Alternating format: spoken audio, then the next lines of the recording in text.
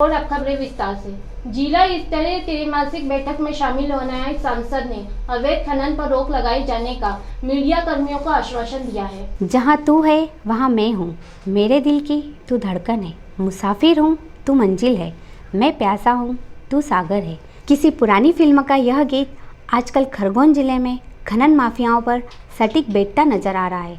इस गीत की पंक्तियों की ही तरह खनन माफिया जहां नज़र पड़ी वहां मुसाफिरों की तरह डेरा डालकर अपना काम बेखौफ तरीके से अंजाम देकर फिर आगे की ओर रुख कर लेते हैं।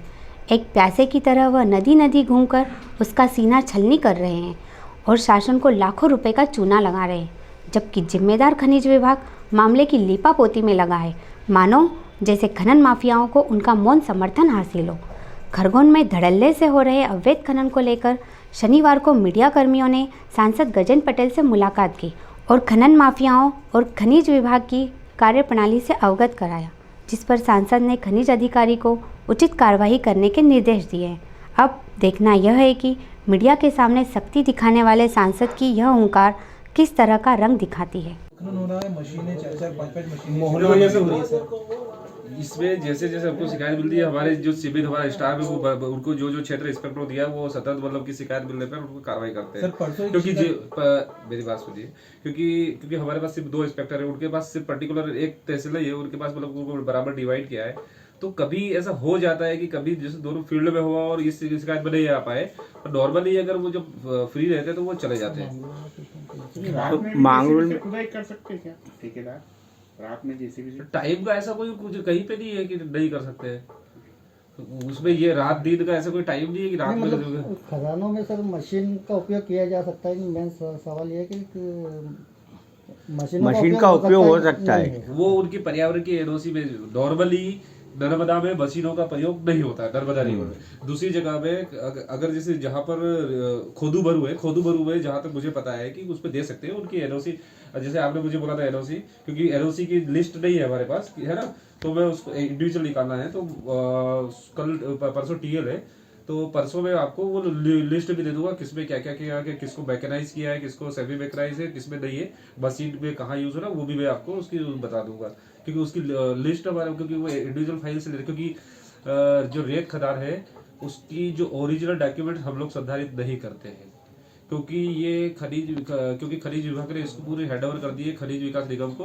उन्होंने ही नीलाम करी, उन्होंने ही उनको सब सारी मॉनिटरिंग, हम लोग सिर्फ अवैध उत्खनन परिवहन को देखते हैं, बाकी पूरा डॉक्यूमेंटेशन उनके पास है। वहां से हमारे पास कॉपी वो भिजवाते हैं तो आती है, उसमें देख अगर वो सीमांकन नहीं हुआ, उनको पोजीशन नहीं है और वो अगर उन्होंने उत्खनन किया तो अवैध हो जाएगा। अवैध हुआ है सर, तो अवैध हुआ था, उसमें क्या कार्रवाई था? आप बोल रहे, आप मुझे बताइए मांगरूल है, पेनपुर है, वहीं की तो बात कर रहे हैं। बोलने से नहीं, अब आपने बोल दिया उसने किया है तो मैं वहां जाकर कैसे सर आपको फोन किया था नहीं, ठीक है, आपने बोला पेनपुर में, अब वहां जाके मैं क्या ठेकेदार के नाम पे प्रकट बना दूंगा? नहीं, विस्तार तो आपका मांगरूल तो चेक करते हैं ना सर। चलो मांगरूल मैंने चेक कर लिया जी, तो वहां पर अगर मेरे को उस समय कोई अवैध उत्खनन करते हुए नहीं मिला तो मैं कैसे किसी को? जिन्होंने किया है सर, जिन्होंने पहले वहाँ कर चुके हैं, तो पहले क्योंकि सालों से खदानें चली ये पर मतलब, क्योंकि मैं मौके पे जब तक किसी के बोलने पे मैं किसी को आरोपी बना नहीं सकता हूँ। नहीं, स्पोर्ट पे अगर किसी हम तो जैसी भी चल रही थी मौके पे, हमको देख के भागे, वो तो आप कर सकते हो ना सर कार्रवाई, वो जैसी वो कर सकते, जैसे आपको सूचना मिलेगी मैं मेरे फील्ड के ऑफिसर को बोलूंगा भैया आप तत्काल जाइए उनको जांच कीजिए। सर जहाँ पे स्टार्ट कर दिया है इन लोगों ने, जहाँ पर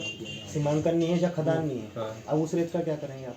अगर स्टॉक हो गया है, अगर उसका वो अगर उसको कोई ये नहीं बोलता कि मैंने नहीं किया, अगर वो अननोन है तो उसको हम जब्त करके राजसात करके खनिज निगम को उसको हम लोग नीलामी के लिए वापस दे देंगे। सर मोहना, पेनपुर, उमरखली, यहाँ पर सभी जगह सब जगह स्टॉक कर रखा है सर। नदी पे कार्रवाई होगी सर, कितनी जब्त होगी रेत वहाँ पे? कल संडे को कर लेते हैं।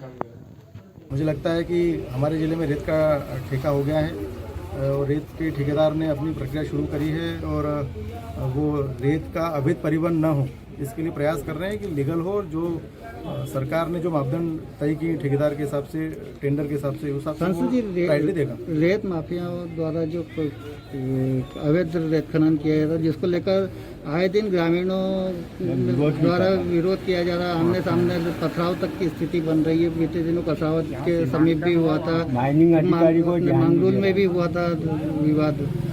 आपके माध्यम से विषय ध्यान में है। मुझे लगता है कि अवैध उत्खनन होना नहीं चाहिए और जो सरकार ने जो चिन्हित की है जगह रेत के लिए वहीं से उत्खनन होना चाहिए। बाकी इस प्रकार की घटना ध्यान में आती है तो हम संबंधित अधिकारी के साथ में कलेक्टर के साथ बैठ के इस विषय पर ध्यान भी देंगे और किसी प्रकार का अवैध उत्खनन न हो। मीडिया द्वारा अधिकारियों को सूचित करने पर वहाँ मौके पे पहुंचते नहीं और उससे पहले मतलब उन तक सूचना पहुंच जाती है कि अधिकारी आ रहे तो वो डंपर और जेसीबी लेके भाग जाते हैं। ये तक सामने आ रहा है। मीडिया तो देश का चौथा स्तंभ है। अगर सही काम होता है तो उसको दिखाने का काम भी है और गलत काम को दिखाने का काम है। मैं निश्चित तौर पर अधिकारियों को निर्देश देता हूँ कि आपके द्वारा जो भी विषय आते हैं उसको गंभीरता से लें और तुरंत उस पर कार्रवाई करें, निर्देश जारी करें।